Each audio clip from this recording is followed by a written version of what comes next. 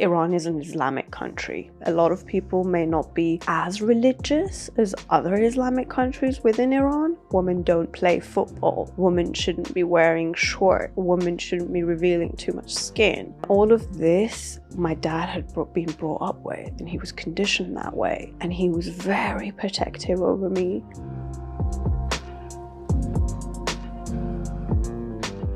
Money is unfortunately one of those things that people can get lost in it if they don't keep the purpose, the focus at the back of their mind. I opened my eyes one day and I'm standing on a stage with a medal and trophy.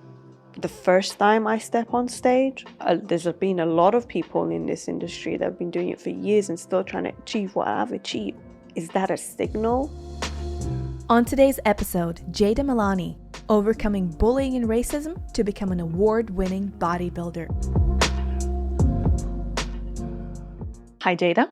Hi. Thank you so much for coming on. Thank you for having me. I want to go back to your childhood days. Can you please paint the picture of what was the world like for young Jeyda? Oh, wow. Okay. So until I was 7, I lived in Iran. I lived on the north side of Iran, near the Caspian Sea border. So a seaside city, an island, a little island, close to the city is where I was from and my father was from. You know, it was a great childhood till about 7, getting to 8 years old. I had a lot of love around me, a lot of family. My mom's a big family, so is my father's family. And, you know, I spent a lot of time with my grandparents, which I absolutely loved, and they loved me. I was the eldest grandchild on my mom's side, so I was getting a lot of love from them, and it was just beautiful. I loved it. But because of my dad's work, he was in the import and exporting business, and they needed a representative in the UK. So we had to relocate. And you moved to UK at the age of 7. Yes, I think I was, you know, it was my 7th birthday, and then like 2-3 months later, we made the decision. And by the time we were out of Iran, I think it was like 6 months after my 7th birthday, we moved out of Iran. So. And you said that you've experienced a lot of racism and bullying once you moved to UK. Yeah. What sort of impact do you think that left on you? When I came, I was a child. I didn't know what to expect. I didn't know the language. And, you know, that itself was a little bit scary. But when I started school here, I kind of faced a little bit of a shock because I was always quite a popular kid. I was always very friendly with other children back in Iran and had a lot of friends. And suddenly I wasn't being accepted. And I didn't know why. And that was really confusing. Why am I not being accepted? Okay, I don't speak the language, but I can learn. And, you know, then the racism came in. And as a child at that age, you don't know what racism is. And it impacted me greatly in the rest of, you know, my life. And I think that was something that genuinely drove me to constantly want to prove myself to others. From that chapter onwards? Yes, that I am good enough, that I'm no different to others, that, you know, I'm a good person. So essentially you took something bad, that external factor of racism, bullying that you encountered in school, and you actually turned it into something that has benefited you greatly. Definitely, I would say that. I mean, I said to you earlier, sometimes I think if all those things that didn't happen to me hadn't happened, would I have been this person today? Would I have had the strength to push myself so much to, you know, achieve higher levels in life?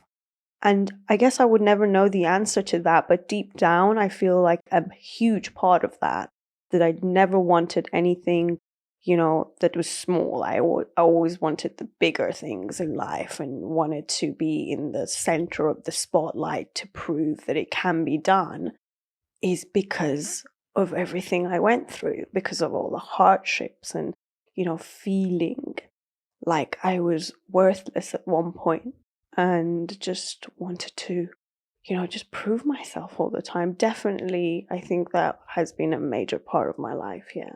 I'm thinking sometimes there are people that things like this happen to, but they don't take that highway. They don't transform that into something good. They unfortunately spiral into a series of bad experiences that lead them onto not such great paths. So, if you had to take a guess, what do you think was the thing that allowed you to take that positive approach into channeling those negative experiences into something great later on? One thing that people don't realize, relocating from a country that the whole culture is different and the language is different, is not an easy thing. And seeing my parents go through that at a very early age, I had a little bit of a more deeper understanding into, the society around me and what the effects of these changes have been on my family. My mom suddenly coming from a big family, she's alone in the UK, having no one around her. And just things like this made me develop a deeper understanding, especially with my dad's job, with the language barriers here, him struggling, but still, pulling through and pushing it to the limits. And I think from a very early stage, I thought, you know what?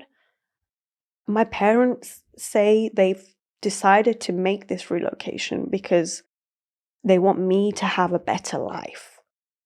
And if they are going through all of this and they're still pushing for me, then I have to do the same thing, because otherwise they've left everything behind for me and I'm going to disappoint them. And I think that was the main thing that kind of was constantly at the back of my head. No, you need to keep going. This is nothing. It's fine. You'll get through it. So a sense of responsibility almost. Yeah, definitely. When did you first have an inkling as to what you wanted to do in life? I changed career paths a lot. I went into different things. I'm just a very curious person overall. I like to read about different things, and I don't know. I think I realized after my dad, like any Middle Eastern parents, it's quite funny because they always want you to be a doctor mainly, and they always push you towards that path. And my dad wanted me to get into dentistry. And obviously, because I didn't want to disappoint, I said, okay. And, my grades were good enough to do that. Actually got accepted and went to Manchester University to study that. And he put me in a placement. His good friend was a doctor and a dentist. And, I went and worked there for a while. And I thought, you know what? And I think that's where I realized I don't want to be doing something like this. I don't want to be in one place and doing the same thing over and over again every day. I need to be out there. I need to be meeting different varieties of people and just doing something different. And I always loved making money. That's always nice. Yeah. And I just thought maybe there's a business side to me. And at that stage, I already had, set up a photography business, and that was doing well. And I thought maybe I should be a businesswoman. And I think that's where it was that my dad pushed me into something, and I realized, no, this is not my path. And it made me think about what I wanted to do going forward, maybe being in business or helping people. It was always, going backwards and forwards with these two different things. And from there, I just kind of touched on a little bit of everything until I got into the sporting world, I think. And I think that's where I realized, this is what I should be doing. Because I'm enjoying it. So that's the thing that you enjoyed most out of everything you've ever done. Yeah. I mean, I thought I liked making money a lot. And I thought whatever business I set up and it's successful, the money's going to give me that satisfaction. I can live a better life. But then when I did do that, and that was at a very early age, so, well, that wasn't hard. That's easy for me. But I'm not enjoying it. The money isn't bringing me that joy.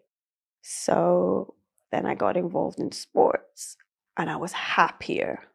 And that happiness was that click that you're talking about, I think. Yes, it's something that we discussed prior, right? Yeah. So what do you chase first?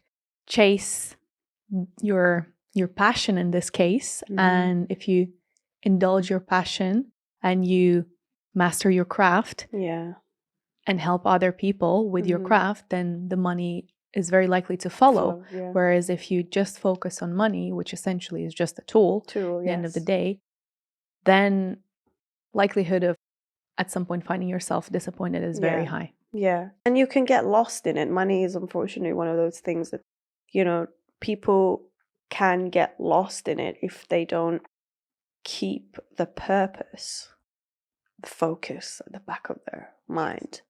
Yeah.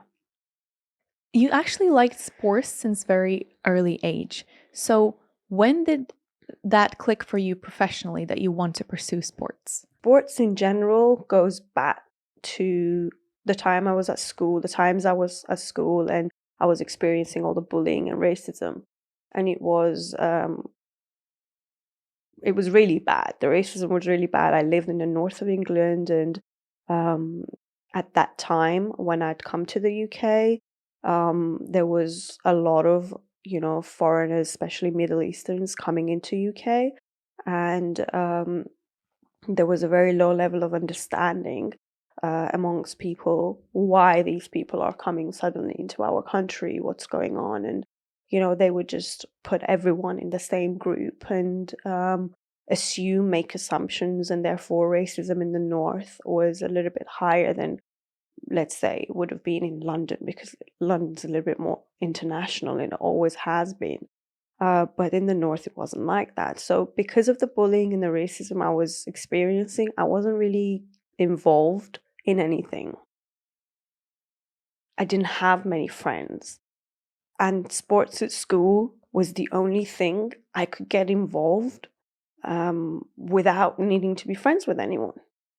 So there's teams at school, and I thought, you know what, if I'm good enough, they'll have to want me on their team.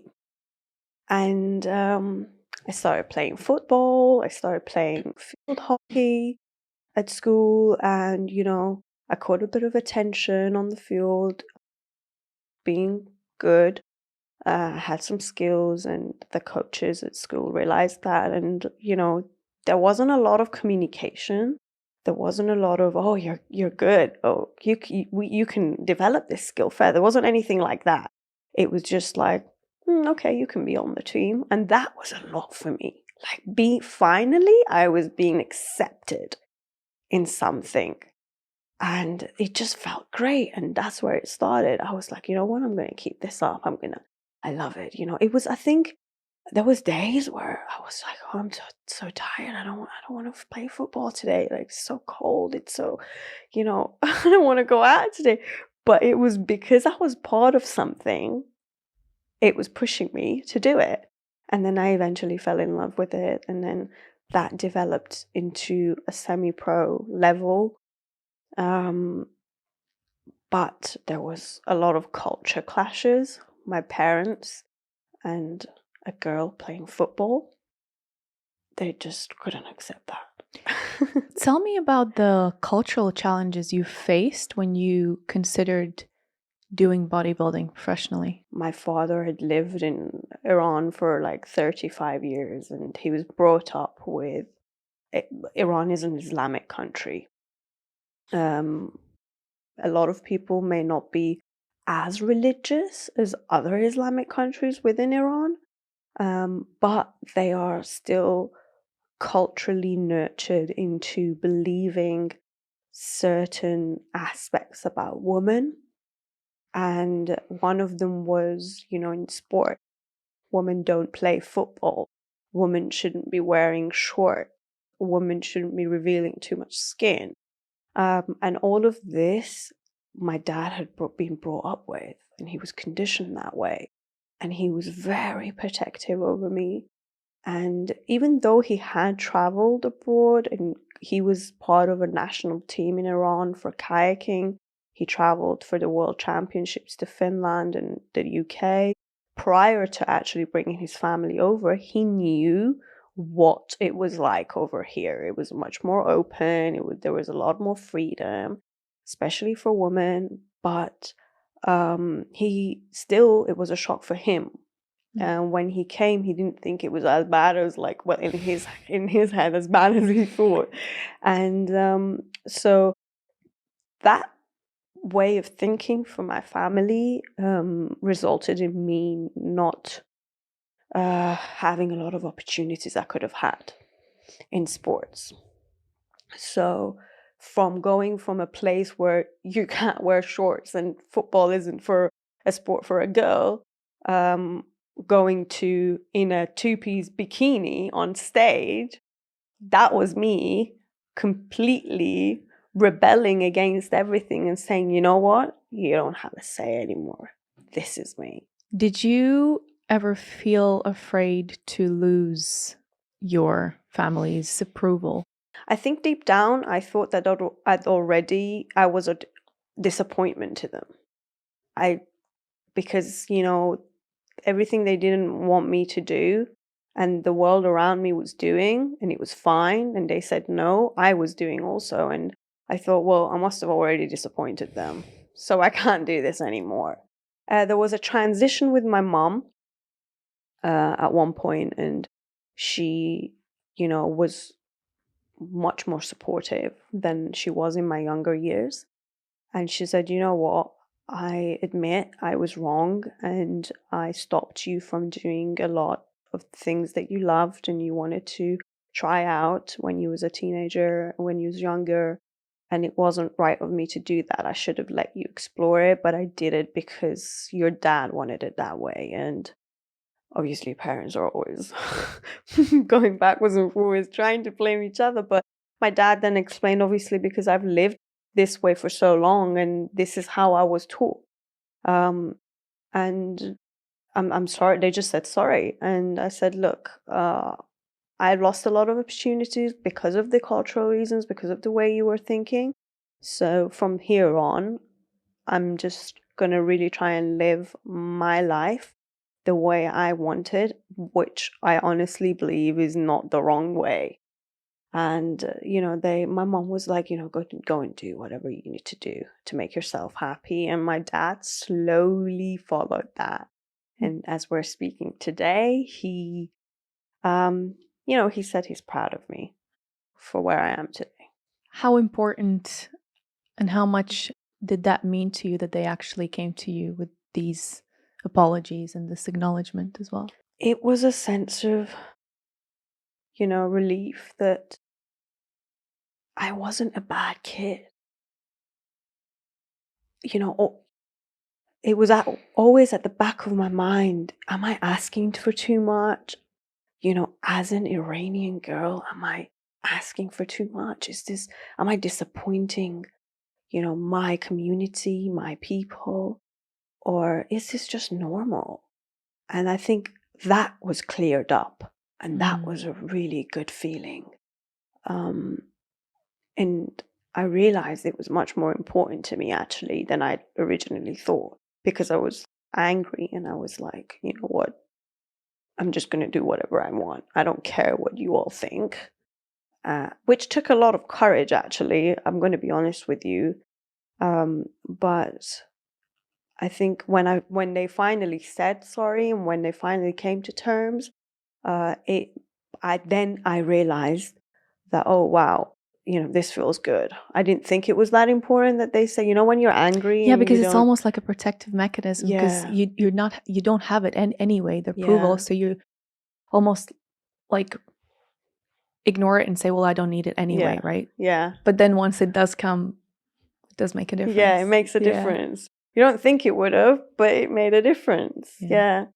And I think that kind of gave me the freedom to explore more options. You mentioned before that it was the support and encouragement of your spouse that ultimately made you decide to pursue bodybuilding. Yeah. Yeah, definitely.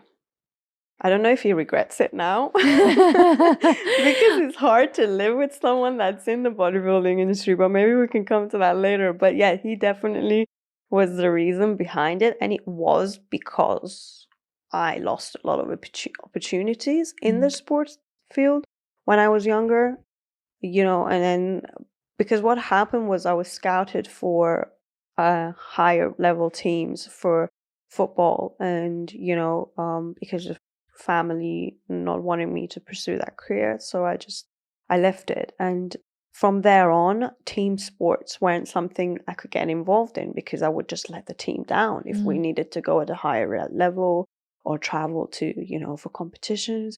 So I thought, you know, what sport am I going to get into? Kayaking, which is what my dad was involved in. Dress code, he still wasn't happy with. And honestly, this wasn't because of religious reasons. This was just cultural.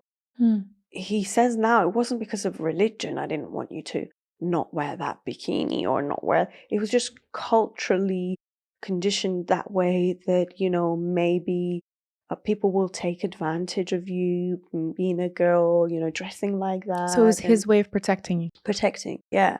So every sport I kind of wanted to go towards, there was always an issue, and I thought, you know what, I'm just gonna stay healthy. I'll just get in the gym. It's me versus me, not part of a team, and I'm just gonna do my own thing just to keep myself sane, basically.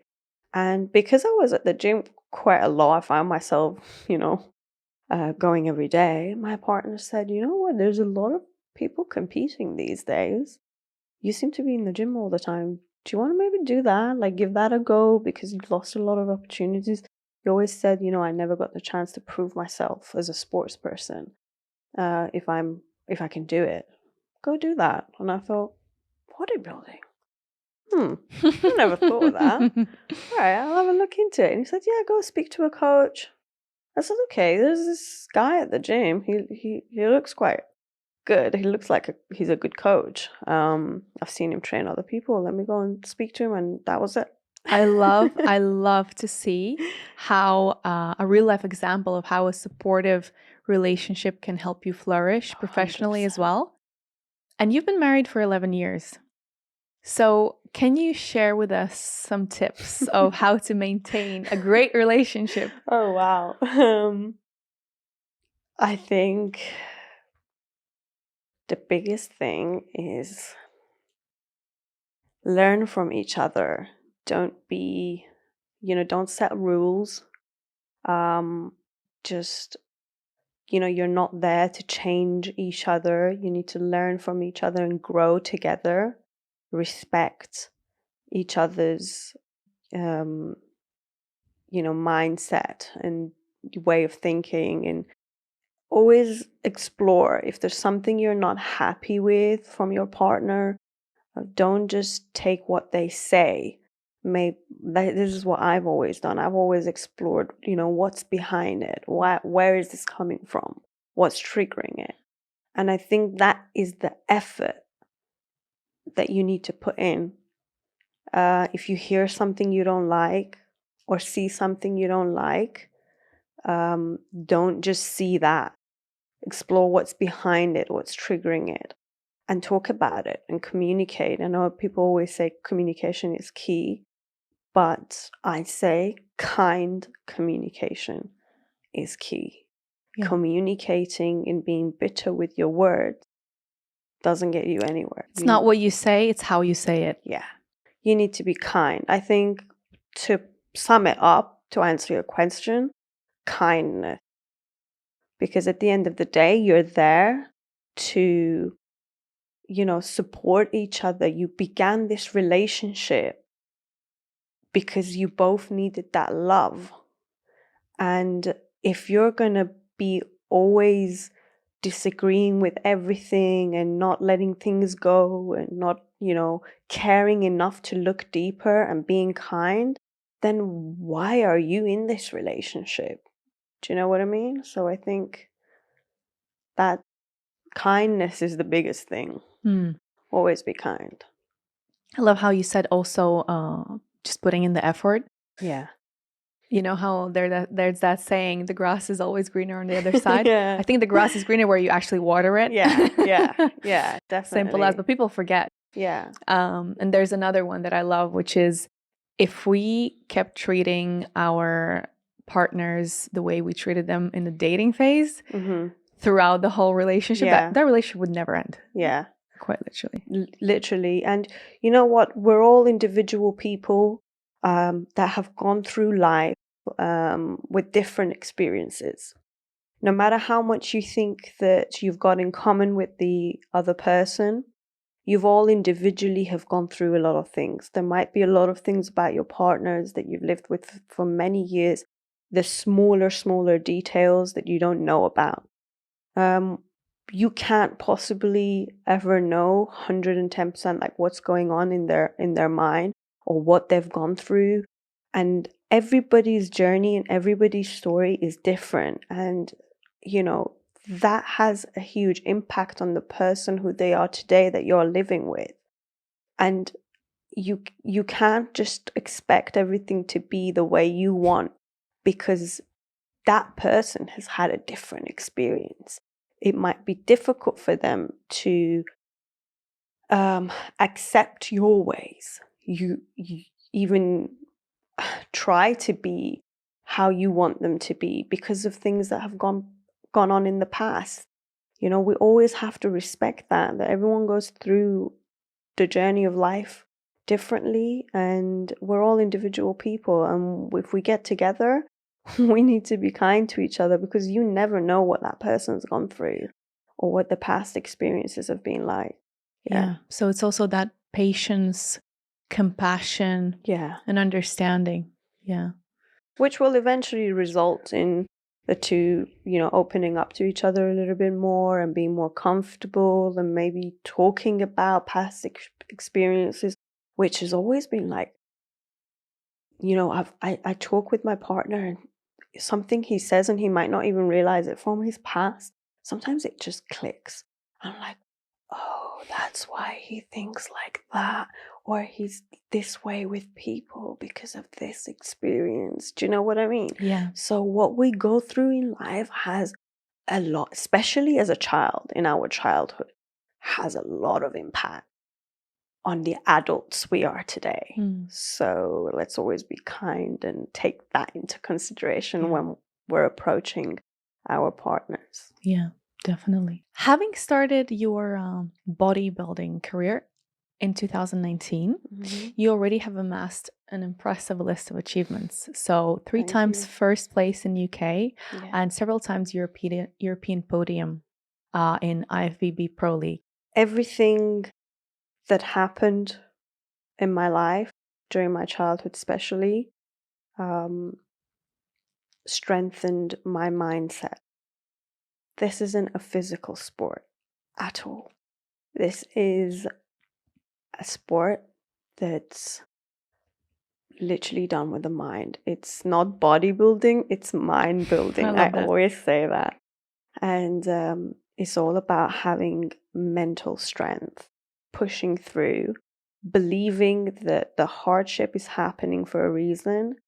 And I think, it's a very difficult sport because, with the diet, with the level of training and all the things, different aspect of things you need to think about. A lot of people come out and say, oh, it's easy, it's a luxury sport, it's this, it's that. I'm just very raw. I'm like, no, it ain't an easy sport at all. It's very hard. It's always easy from the outside, right? You see the end picture on stage and you're like, wow, you don't know what every day of getting there has been like. And, and being in a repeating lifestyle, it can get really demanding and can mentally be draining. And I think it's literally everything I went through, all the bullying, all the racism, all the culture clashes with the family, all the not being accepted in society, that just continuously built me to be into this stronger, like mentally stronger person, and patient. Like, patience is the biggest thing in this sport. You don't know what the end result's going to be. You're just doing a certain list of things to hope that you're going to look in a certain way on the day. And you got to be patient for that. And so it's this continuous effort without actually any guarantee of the result. Yeah. And quite you know daunting. what? Everything can actually go wrong in the last week. Bodybuilders call it peak week. In your peak week, if things don't go right, the whole journey that you've gone through, all the hardship that you've put in, it could just be ruined within just like a couple of things going wrong. Tell me about one of the toughest moments in your life. There was a few. One of them I have to pick. Okay, so the first preparation for the first competition I did, there was a lot going on in my life. A lot of which I can't share because it involves other people and it's mostly their lives that I can't really talk about, but had huge impact on me. So while going through competition and while being in preparation on very low food and difficult training, a family member of mine wasn't well, and that impacted me hugely. Which then impacted everything else in my life. Working, making money, so financially, I was in a difficult position. And then alongside that, I had to turn up for all the training sessions, being in a good mindset, keep up with the diet, being in a bad financial situation in this sport. It makes things even harder because, you've got a lot of supplementation, you've got a lot of food, you've got a lot of, training sessions to pay for, and try and keep to a level where you can work as well and keep up with things. So everything came hand in hand to tell me, you might not make it this time. Like, you might need to do the next competition. Because the biggest thing in this sport that can ruin you is stress. Like for weight loss, they say stress is a big thing. For this sport, stress is like literally the barrier. It can stop you from getting that first place. If you're stressed out a lot, you can't train well. If you're stressed out a lot, you're losing appetite on the food that's not even that nice to, it's not the average food that you eat every day. And, everything hand in hand, along with the stress. Even like my coach, to a point, he came to me and said, "You know what, Jeyda, you're very anxious. You're stressed a lot of the times. It just doesn't work like this. Your sleep's all over the place. You're worried for this family member, and do you want to stop?" And this was like 3-4 weeks before competition. So the journey starts at like 18 weeks out. So I'd gone through a lot of it, and then 3 weeks to competition, I got in a really dark place, and I found myself crying all the time, anxious, not being able to handle the training, and that was like a really dark place for me because I felt selfish, because I was trying to compete. At the beginning, when I decided to, everything was fine. And then I'm doing this thing where people don't see necessary, but I've worked so hard for it. I can't let go. Am I being selfish? Not thinking about the other person, that's going through such a difficult time. What about my business I've worked so hard for? My financial situation, which affects obviously my family, everyone around me. So I think I felt selfish at the time that, you know what, Jeyda, just leave it. And then I would think, how can I leave it? I've done so much for it, you know? I didn't know what to do. I So was what confused. made you push through? I think I had a conversation with my partner and I said, look, I think he saw that along with my coach, they spoke together and they were like, she needs to either really push or she needs to like back off. And I had a conversation and, he said, everything's going to be fine. They gave me, both of them, they gave me that reassurance that I could still do it if I just went with the mentality that everything will be fine. These aren't not the worst times you're going through. You can handle this. And then I think I just came to a point where I thought, why am I even thinking about canceling this? I've been through worse. I've been through worse. I was a kid and I've been through worse situations than this. I'm an adult now. If I don't do this, I will regret it for the rest of my life. I've come this far, only 3 more weeks ago. I'm just going to refocus, reset, and continue going, because when I do win, and it wasn't ever if. I love that. I swear, I don't know why I was so confident with that situation that was going on around me. I just said, when I do win, these people that are going through the same hard time as me now, at least I could bring some sort of happiness. Yeah. Maybe I could gift them with this. And that's what it was, I think. I thought, let me bring a little bit of goodness. I can do this. I can make them happy. They'll come and they'll watch me and they'll kind of get out of this zone for a bit. And I think that's exactly what happened, actually. So it was almost in spite of your own doubts and also in the name of others that you did it. Yeah. Yeah. I love that. Yeah, I did do it more for others, more for that family member going through that difficulty, for my partner. He was also worried about the business, the financial situation. He was pushing through, he was pulling through. And it was for them. I thought, you know what? And then also for my parents as well. I thought, this one time, they're like, go do whatever you want to do and be happy. If I fail, are they going to laugh at me?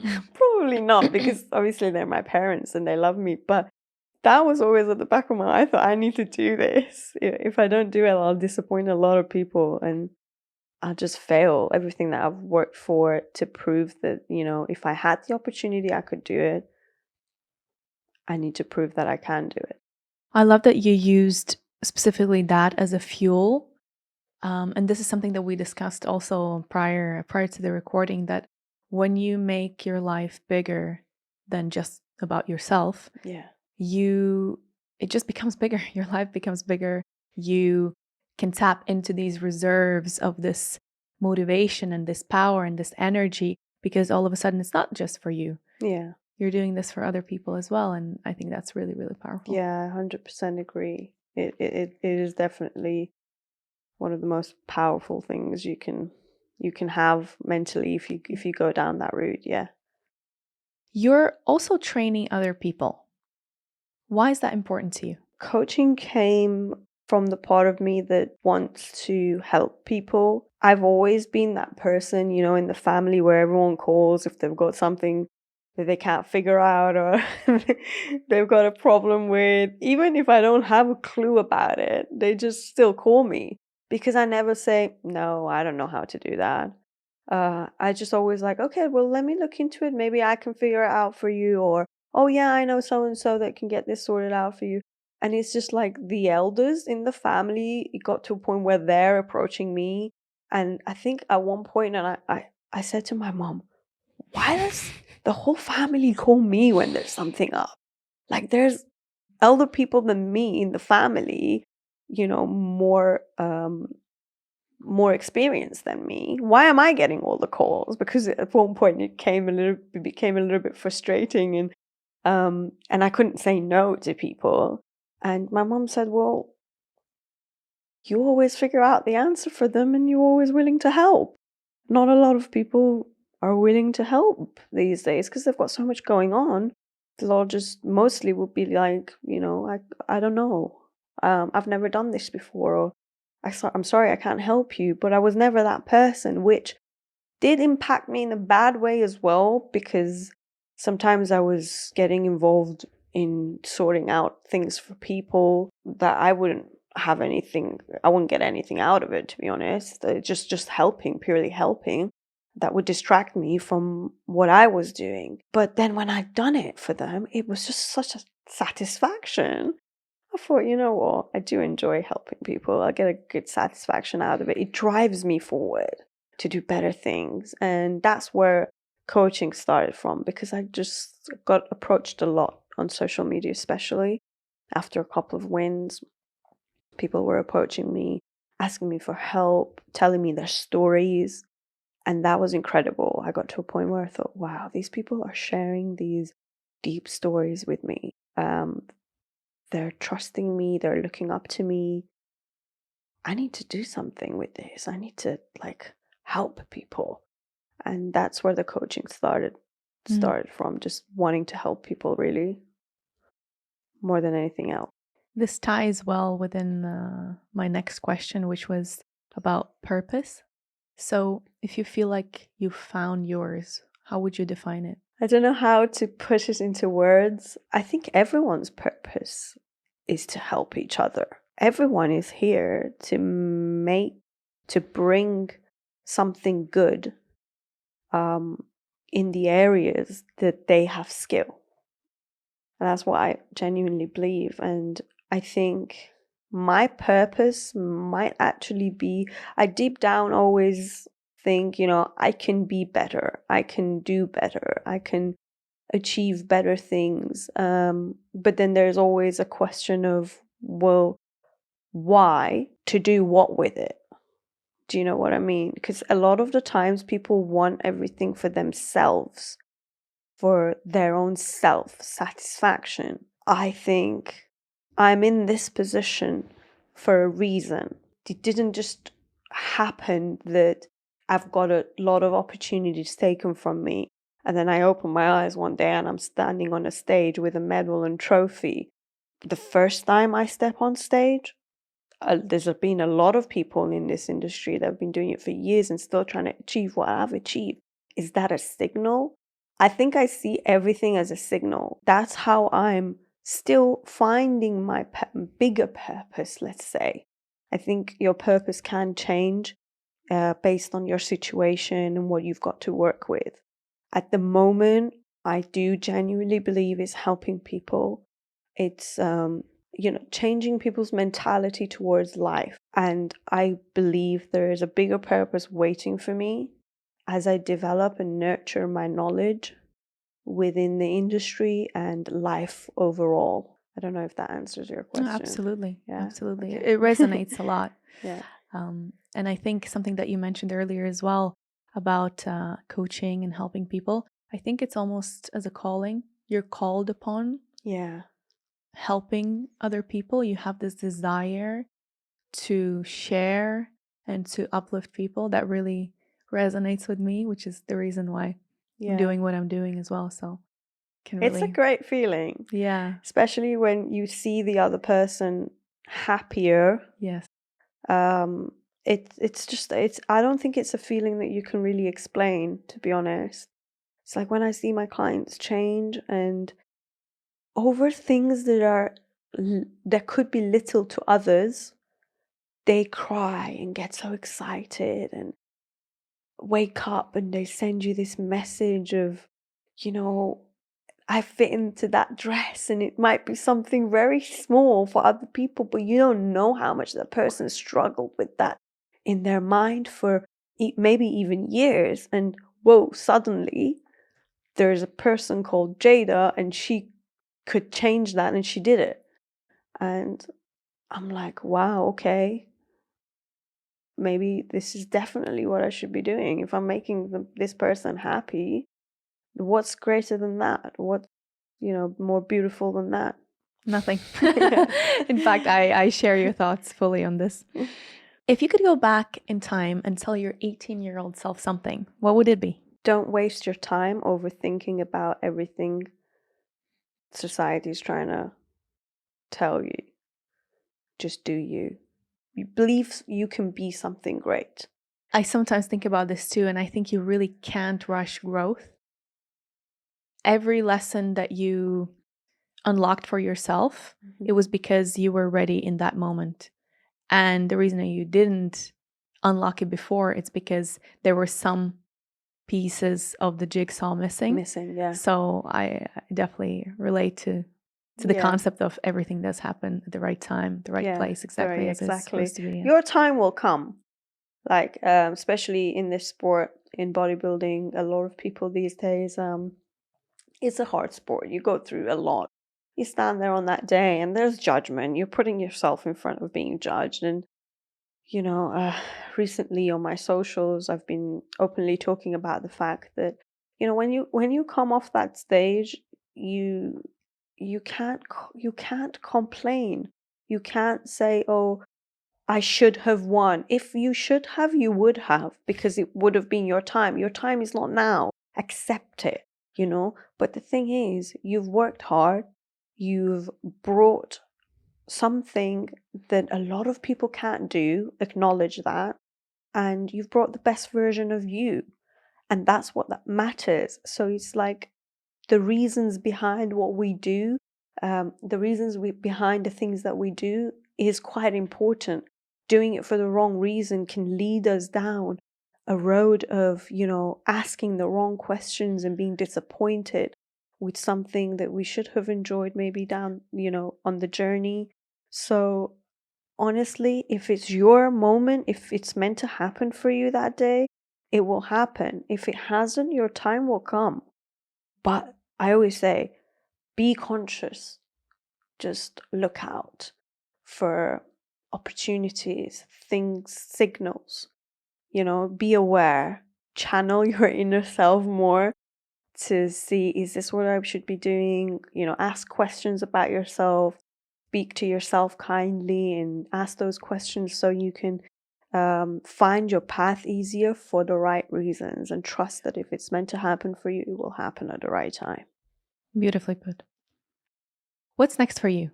Jeyda, always up to a million new different endeavors. Yeah, another competition coming up.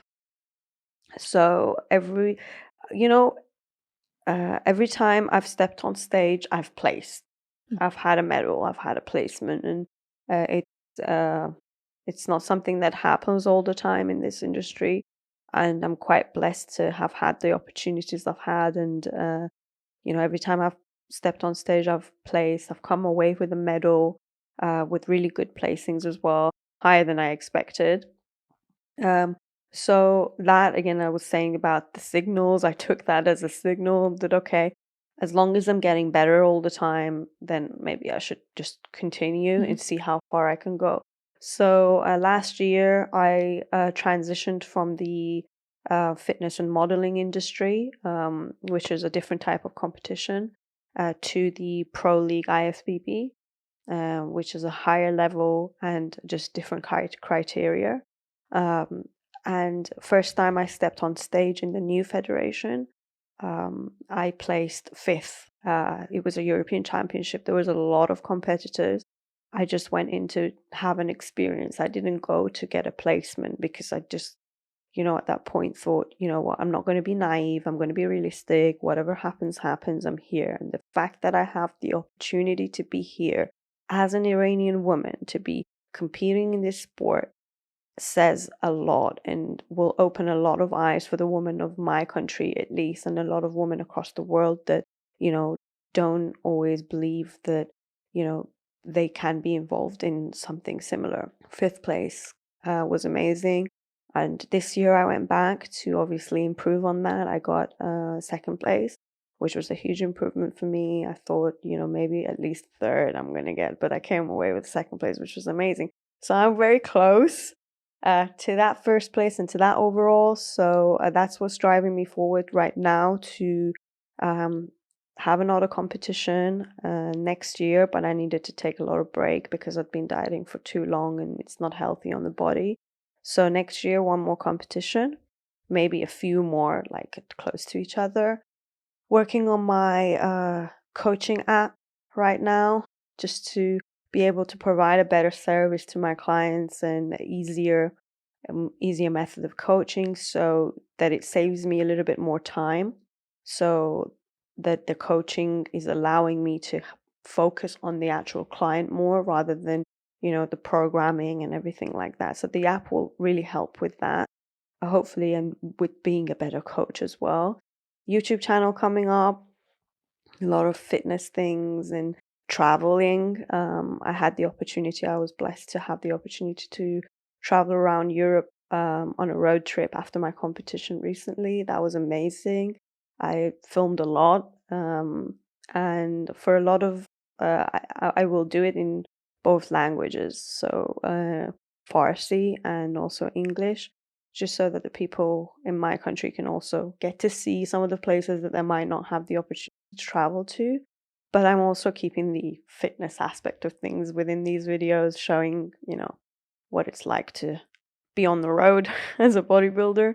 So that's the YouTube channel. And for now, these are my main focus for the year coming up. So yeah. A lot on your plate. Looking forward to seeing I hope all I can of that. make it. Yes, definitely. And I also just wanted to add on what you said earlier about the process of you going through winning all of these medals and having all these great achievements. I sensed that there's such a healthy mix of expectation management and gratitude, and just a healthy way of looking on that whole experience that you're going through. And I find that's really beautiful, and that's a part of your strong mindset. Thank and you. Definitely something to learn from. Yeah. To go through an experience like that, an athletic career, if you will, in a harmonious and balanced way. Yeah. It's because the industry of bodybuilding, it can be unhealthy as well, both mentally and physically, and many people come into it for the wrong reasons. And I think being a bit more aware as an athlete, I've seen a lot of things that always made me think, I don't want to do it for that reason. I don't want to be that. I don't want to get to that point. I don't want to get to that spot. And so I think that's why I have this angle of looking at this sport in this way, and just an overall blessing, because I'm hearing so much from women around the world about themselves and their, the things that they've missed out on in life. And it's just, my socials have actually been a big reason for this, like opening my eye to a lot of things that's hidden in the world amongst women especially, has affected this aspect that I have on the sport. Last but not least, I'd like to ask you, what is your recipe for happiness? Knowing that you are doing your best. It's success in anything brings happiness, right? It gives you that satisfaction when you're successful in whatever it is that you're doing. Knowing that you're doing your best, considered successful in my opinion, because if I'm doing my best and if I know I'm doing everything within my power, I can't do any more than that. That's I'm being successful because I'm doing my best, and I should be happy with that. And I think just knowing deep down that you're doing your best. If you know you can push a bit more, don't ignore it. Do that. Yeah. Do your best.